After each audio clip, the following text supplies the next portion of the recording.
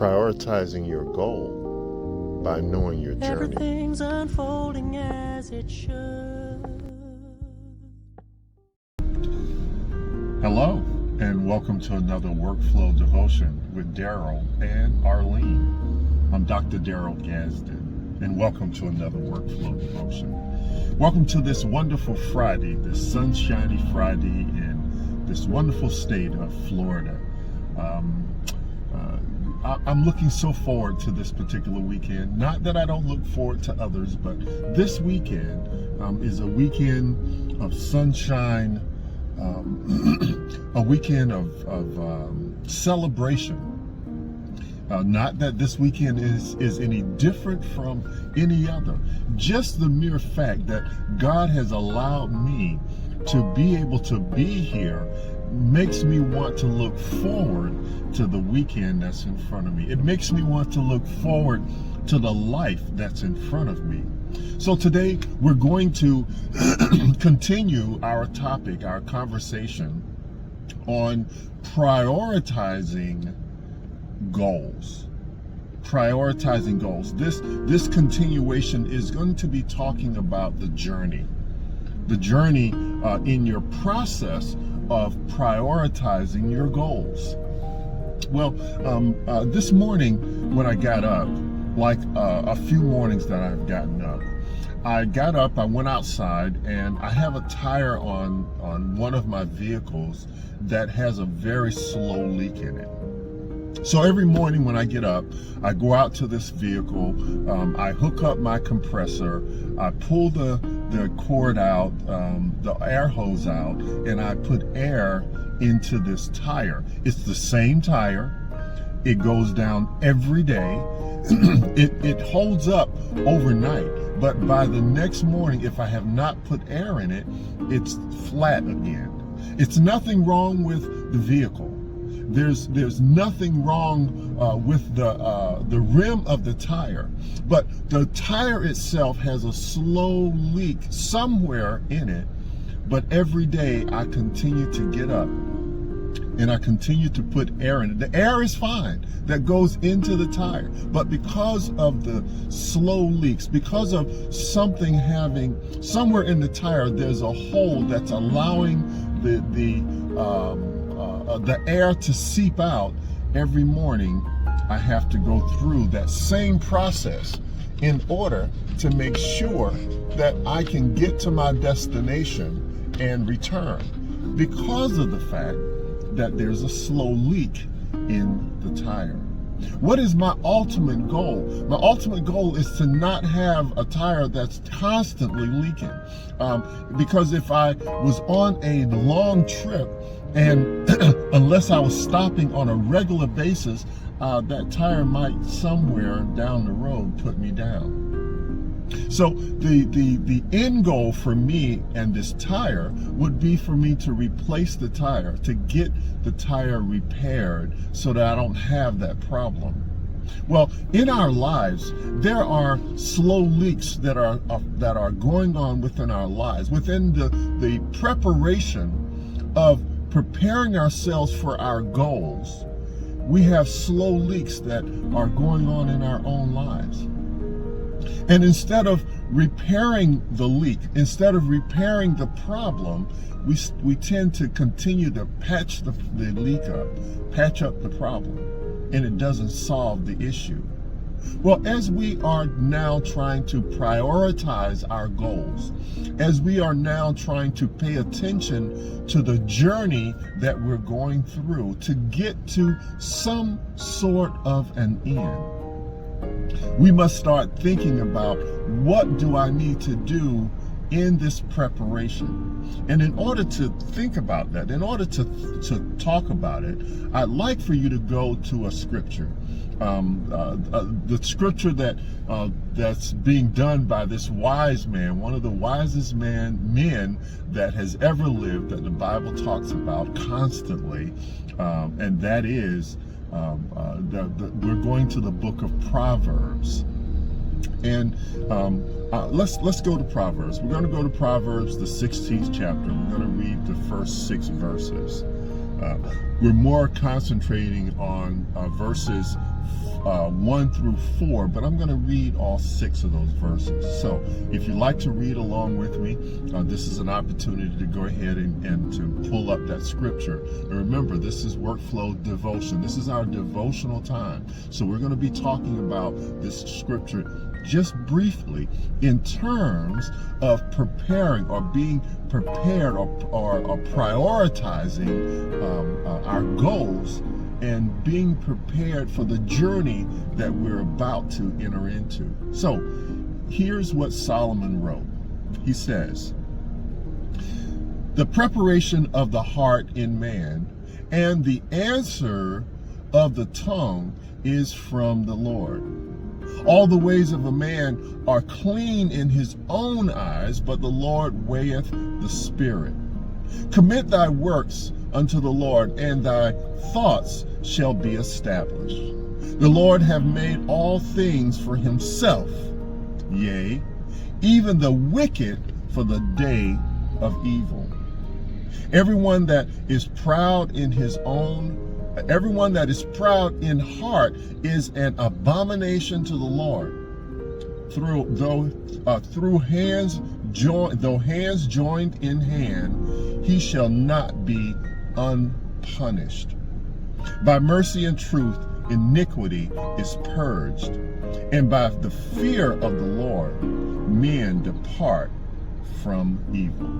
May God add a blessing to the hearer and the doer of his word. So there's a couple of things that stand out to me when we read this particular scripture, and I want to only bring out a couple of points that you need to go back and read the entire scripture for yourself.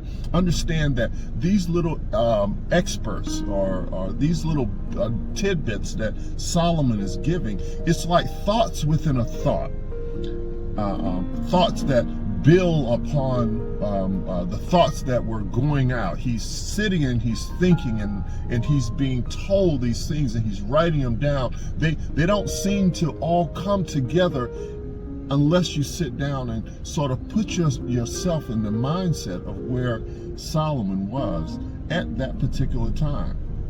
And because the words are relevant to the time, these same words can be relevant to where you are in your journey right now. So there are a few things that we want to pull from here. For me, there are 4. There's a preparation. There's the fact that in your journey, in this process of preparing yourself for your goal, the goal is not based on you. Base your goal on his will being God's will. Number 3, stick to the plan. Stick to the plan that God has planned out for you. A lot of times we get off track when it comes to the plan.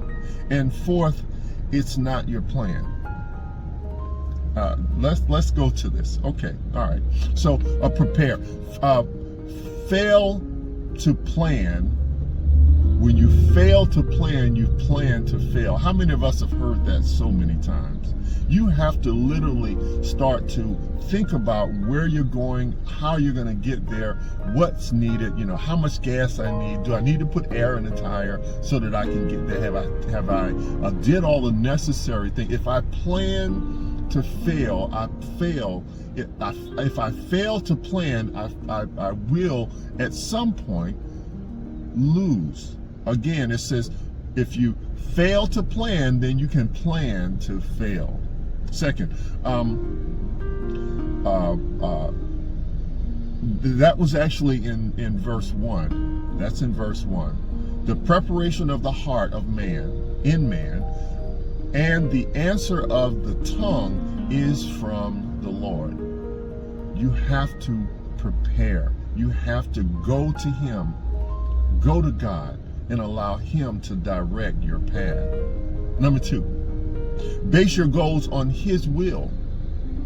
As we look at ourselves, how do you see you? As I look at myself, as I look at my life, as I look at the decisions that I've made, how do I see myself? How am I looking at myself? Do I see something positive, or do I constantly keep putting myself under pressure where I don't see myself as God sees me? How do you see yourself? Prioritizing your goals are based on God's will and not based on what I want or what I desire. It's okay to have an ambition to have something, but at the same time, you must also plan everything that you have on the foundation of God's plan. And you say to me, well, Elder, what is the foundation of God's plan? The foundation of God's plan is His Son, Jesus Christ. So if you can put all of you into what He has planned for you, He says, I go to prepare a place for you, that where I am, ye may be also. Your plan, your journey has to be planned around what God has already planned for you. Number 3, stick to the plan. One of the most difficult things to do in life is that when there's a plan that's laid out, for you to stick to the plan that's already in front of you, because there are things come up, that sort of takes you off of the goal that you have. Things come up in life that send you in different directions. For instance, the rain comes, and because of the rain, I feel like I need to make a change. Maybe I just need to put on a raincoat or grab my umbrella. But the rain came, so we changed. It's cloudy today, and now where I would have on some shades, I don't need shades. But because it's cloudy today and because the clouds are hanging low, we make changes in our lives. People are talking about me. People don't seem to like me. And because of that, I want to make a change. Well, we have to concentrate on sticking to the plan that God has already made for us. He says, I know the plans that I have for you. I know the thoughts that I have for you. Thoughts to promote you and not to tear you down. So prioritizing our goals requires being committed to the plan, committed to the plan that God has already set up for us. And last, it's not your plan. That's the first thing that we must understand. We must be able to stay within the plan that God has planned out for us. During this journey that you're going through right now, there's some ups, there's some downs. There are people talking about you. There are people not respecting you. There are people that don't believe you. Just because you open your mouth doesn't mean that everybody's going to agree with you. But you still have to stick to the plan. You have to stick to what God's plan is for you and for me. And as long as you stick to the plan, as long as we continue to prioritize our goals around what God has planned for us, then we will reach that final destination that God has already set up for us.